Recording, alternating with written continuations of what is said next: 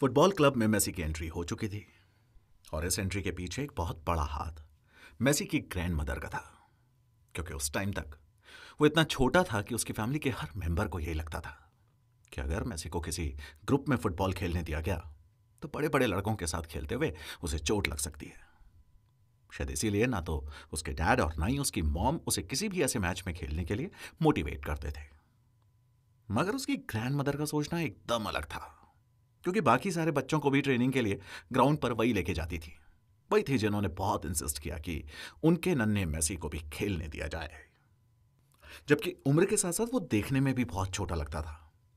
जहां बाकी सबको मेसी को चोट लग जाने का डर होता था, वहीं उसकी ग्रैंड मदर स्टैंड्स में बैठकर जोर जोर से चिल्लाती, लियोनेल को पास दो, उस छोटे से बच्चे को पास दो, वो गोल स्कोर कर लेगा।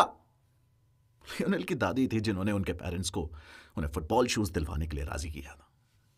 और आयरानी देखिए, मेसी की वही दादी उसे इतना बड़ा स्टार बनते हुए कभी नहीं देख पाई, क्योंकि जब वो 10 साल का था तो उनकी डेथ हो गई। एनीवेज, क्लब ग्रैंडोली के कोच एपरिसियो का अब फेवरेट बन चुका मेसी खुद अपने टैलेंट से अनजान था।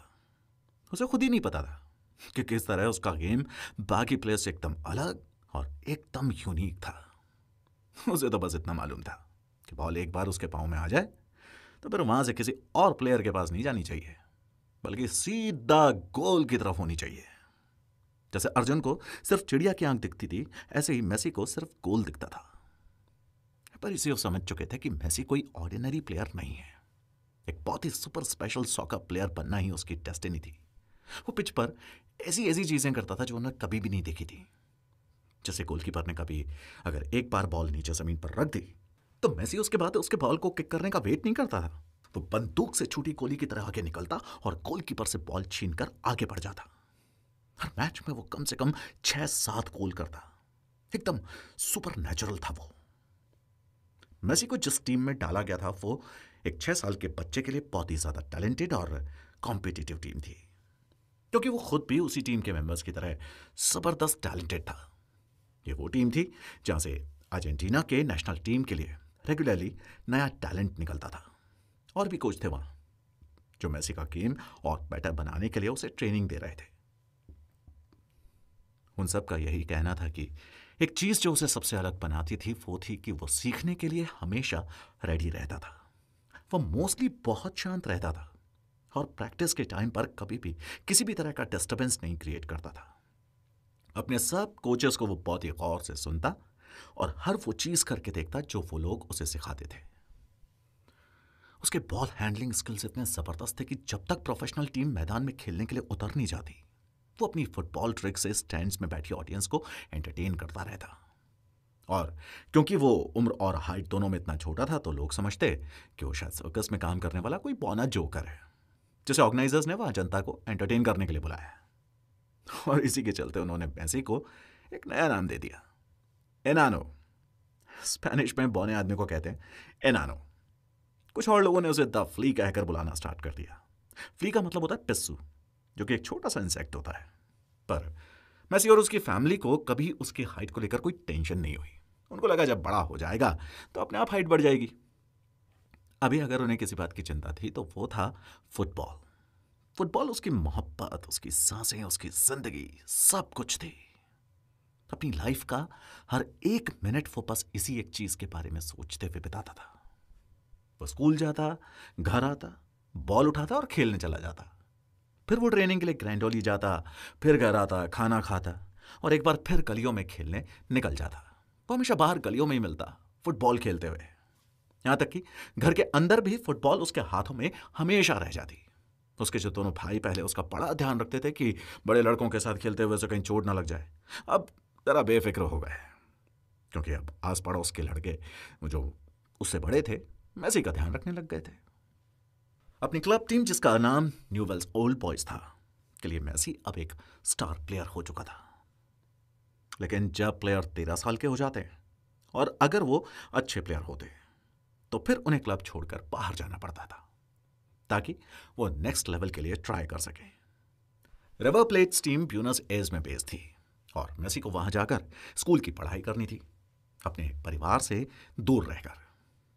किसी को इस बात की कोई बहुत ज्यादा चिंता नहीं थी कि अभी तक मेसी की हाइट उसके हम उम्र लड़कों से इतनी कम क्यों थी। 13 साल का हो जाने के बावजूद भी उसकी हाइट सिर्फ 4 फुट 8 इंच थी। आई नो कि इंडिया के हिसाब से यह हाइट एकदम करेक्ट है, लेकिन स्पेन में लोगों की हाइट ज़्यादा होती है, तो वहां की एवरेज हाइट के हिसाब से मेसी की हाइट एक्चुअली बहुत कम थी। इसमें कोई शक नहीं कि रिवर प्लेट जैसी टीम से खेलने के लिए मेसी इनफ टैलेंटेड था, बल्कि शायद वो टीम उसे जूनियर नेशनल टीम को लीड करने के लिए भी मोटिवेट कर दी। लेकिन रूटीन मेडिकल चेकअप जो सभी प्लेयर्स के लिए कंपलसरी था, जब मेसी उस टेस्ट के लिए पहुंचा तो हालात बदल चुके थे। जब मेसी उस टेस्ट के लिए पहुंचा तो हालात बदल चुके थे। फाइनली जब ऐसा लगने लगा था कि मेसी एक फुटबॉल सुपरस्टार बनने की राह पर निकल पड़ा है, सब कुछ उसके अकॉर्डिंग जा रहा था, तभी अचानक किस्मत ने मेसी और उसकी फैमिली के इस सपने के बीच में एक लंबी दीवार खींच दी। डॉक्टर्स ने उस रूटीन मेडिकल टेस्ट के बाद मेसी को एक बार फिर से टेस्ट के लिए बुलाया, मगर इस बार अपने डैड के साथ। उस मेडिकल टेस्ट में मेसी की जो रिपोर्ट आई थी, डॉक्टर्स उसे लेकर थोड़े फिक्रमंद थे। उन्होंने मेसी के फादर से मेसी को एक सर्टेन तरह के डॉक्टर, जिसे एंडोक्राइनोलॉजिस्ट कहते हैं, कि वो दिखाने की सलाह दी। 31 जनवरी 1997 को मेसी और उसके डैड डॉक्टर से मिलने गए, जिसने उन्हें वो पूरी खबर दी जिसका अंदाजा मेसी और उसकी फैमिली ने कभी सपने में भी नहीं लगाया था। मेसी ग्रोथ हार्मोन्स की कमी से जूझ रहा था, यानी उसके हार्मोन्स में कुछ प्रॉब्लम थी जो उसकी हाइट को कंट्रोल करते थे।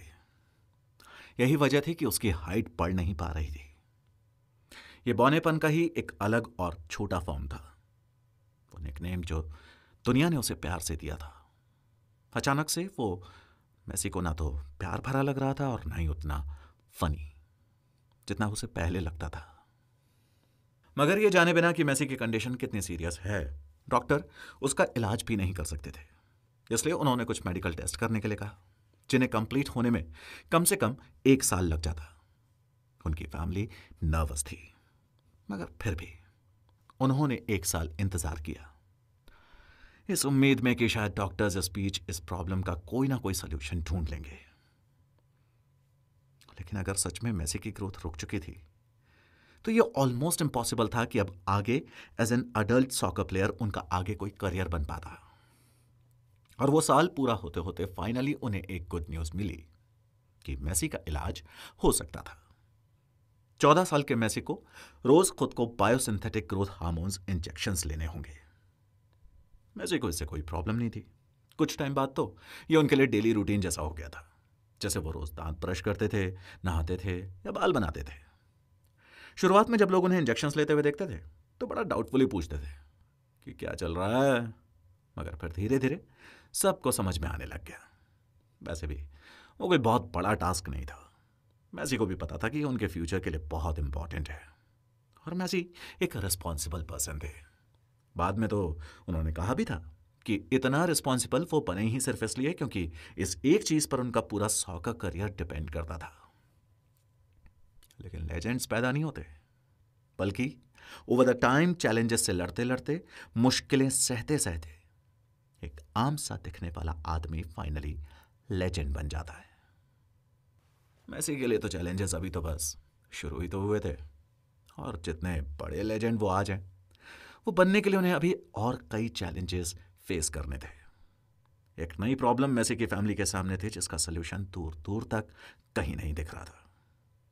क्या था वो चैलेंज जिसने एक बार फिर मेसी के फुटबॉल करियर पर क्वेश्चन मार्क लगा दिए थे? क्या मेसी और उसकी फैमिली ढूंढ पाए उस चैलेंज का सलूशन?